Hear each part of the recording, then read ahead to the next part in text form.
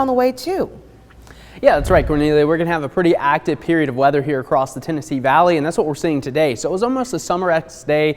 Today, again, temperatures in the 80s. We're having these pop-up showers and storms, and that's kind of what we were expecting. So you can see that line diving to the south, now south of I-40. We've had a few severe thunderstorm warnings in and around Knoxville, Newport, and up towards Morristown. Now the line is weakening some, but we still have a special weather statement in effect for portions of Ray, Meigs, and Polk County. Also McMinn, kind of in the thick of that. You can see this line kind of pushing to the south. So additional storms will be possible back towards Sequatchie County and along the Cumberland Plateau. But let's zoom into this special weather statement. Again, this is in effect for that portion of Ray, Meigs, McMinn, and northeastern Polk County.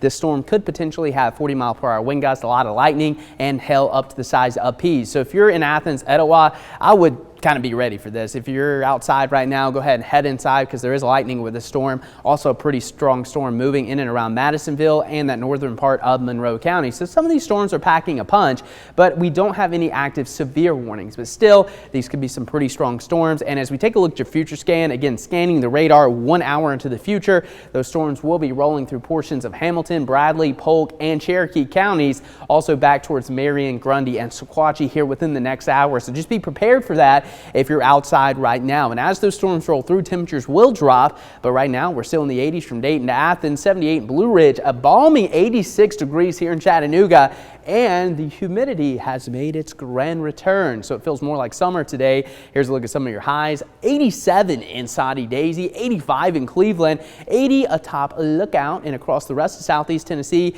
a lot of mid-80s. It was a toasty day here for many across the Tennessee Valley, and as we track out the rest of the evening, temperatures will drop, and again, we still could have that severe threat lingering through the next several hours, kind of cutting off across North Georgia. Marginal risk, level 1 out of 5, and most of these storms are going to have the potential for damaging wind gusts and small hail. Really not looking at too much of a tornado threat, if any at all. So that's good news, but still kind of be very mindful that these storms could still pack a punch, even if they stay below severe limits. So as we track it out, again, that initial batch kind of rolls through, and then overnight it's going to be stormy. It looks like we're going to have several pulses of showers and storms kind of roll through from the north to the south through Monday morning. So your Monday morning commute could feature wet roadways, so you might want to give yourself a little extra time.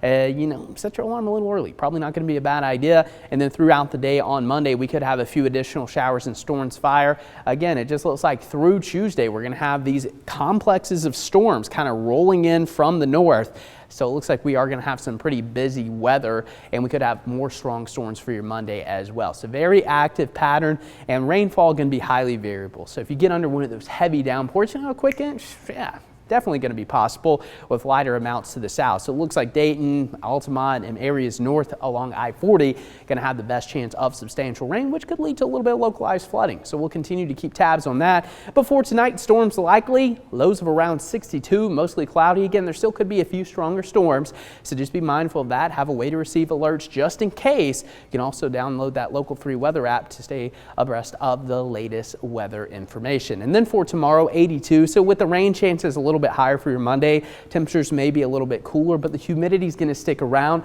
with southwest winds at about 5 to 15 miles per hour, gusting to 20. And then we'll have another round of storms possible for your Tuesday, trending a little bit drier Wednesday into Thursday, highs remaining in the 80s. And then going into the weekend, we'll have some isolated storm chances with temperatures bumping to near 90 degrees by next Sunday. Cornelia.